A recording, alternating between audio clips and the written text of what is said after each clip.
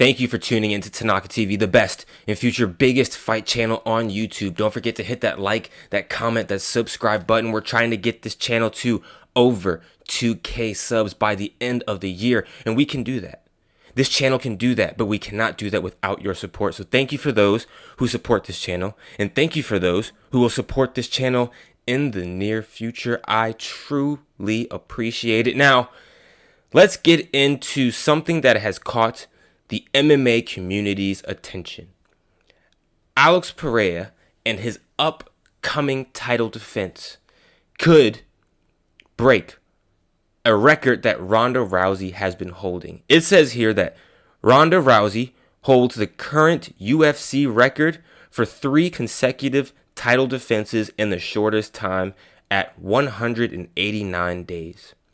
Alex Pereira has the chance to break that Saturday at UFC 307 with his 3rd title defense in just 175 days.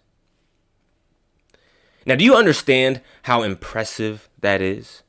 On both Ronda Rousey's part and Alex Pereira, okay? Because we're talking about 2 people who were very dominant champions. Well, Alex Pereira is still a champ, but Ronda Rousey was a dominant champ, and she was just running through girls like it was just clockwork. Like she was just knocking down the domino just of women. And Alex Pereira, he's on his route of doing the same thing. And so we're talking about what makes this impressive is that Alex Pereira is defending his title on average about 2 months per title defense. That is insane. Now, let's keep in mind that a person's training camp can be around that time. So we're talking about a man who is literally finishing his fight and then basically going right back into training camp probably about 2 weeks later. We're going to say, a training camp is about what, 8 weeks long. And so if you're going back into a fight 2 months later, that means you're giving yourself probably maybe a week and a half, 2 weeks off just to heal up, just to give your body some rest. And you're going right back on the horse. And that is what makes it so impressive to me. That's what makes Ronda Rousey and her run so impressive, and Alex Pereira's run so impressive to me. And now Alex Pereira is not just going and beating cans. First of all, his upcoming fight, as some of you may know, is against Khalil Rountree. So I'm not saying that this is going to be by any means an easy fight for him. I mean, it could be, because Alex Pereira has been making a lot of these fights look super easy. What he did to Jiri, he made it look easy. What he did to Jamal Hill, he made it look easy. What he did to John Blachowicz, I mean, he didn't make it look necessarily easy. Some might say that he may not have. He may not have deserved to win that fight. I'm gonna say he won that fight. I'll say that. But for the majority of his title defenses so far, he's made it look like a piece of cake. Like he's been taking candy from babies. Like he's been running long distance runs with overweight people. That's how easy his title defenses has been. Now, what are his chances of beating Khalil Rountree and breaking Ronda Rousey's record?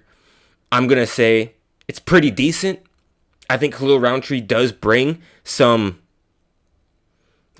weapons to the cage that maybe Jiri didn't, maybe that Jamal Hill didn't. I think Khalil Rountree is probably the cleanest striker that he is going to face since Israel Adesanya.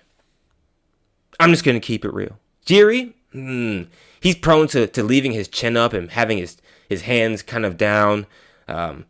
Jamal Hill, he was just coming back off of a huge injury that could have possibly have ended his career. And Jamal Hill, I still don't think is as clean of a striker as Khalil Rountree. And what makes Khalil Rountree so dangerous is his mental, I think. And how he's able to pick shots. We're going to see probably a kickboxing-esque fight from Khalil Rountree versus Alex Pereira.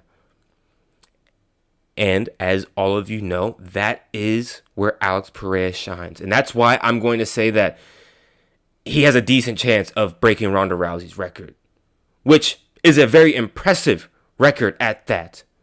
Because not only are you jumping back in to training camp and to fight again 2 months later, but you are also not getting injured in the process for you to be able to do these sorts of things. Ronda Rousey could do it because she is super grappler specific, and so she lessens the chance of being injured in her fights. As far as somebody who is a striker-based fighter, and I think when you're a striker-based fighter, correct me if I'm wrong, but I think I'm correct here, that when you're a striker-based fighter, you are at risk of leaving the fight with probably more injuries. At least you're at more risk of it.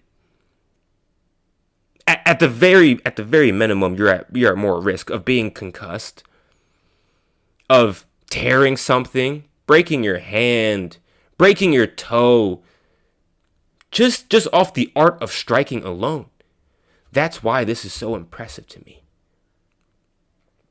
More impressive than Ronda Rousey's, because Ronda's run was grappler heavy. Alex's run is striker heavy, which, like I said, he is more at risk in my mind of injury, even if he wins. So we're saying that like he's taking no time off. That's pretty damn impressive. Okay, so this fight is coming up this Saturday. This current Saturday, people. Time is flying. We are already in October. This year is almost over. But that's all I've got for you guys today. Comment down below what you think about this. Do you think that Alex Pereira is going to beat Ronda Rousey's record, or do you think that he will fall to Khalil Rountree? How impressive is this to you? How impressive was Ronda Rousey's run to you? I'd really like to know, because I feel like Ronda Rousey gets a lot of flack. And people discredit her run, her long run at that, because of, obviously her fall was pretty crazy, but she had a really good run. But yeah, I don't want to take up anybody else's time, any more of your time, I should say, and I'm going to catch you guys on the next one. Don't forget to comment down below. Peace.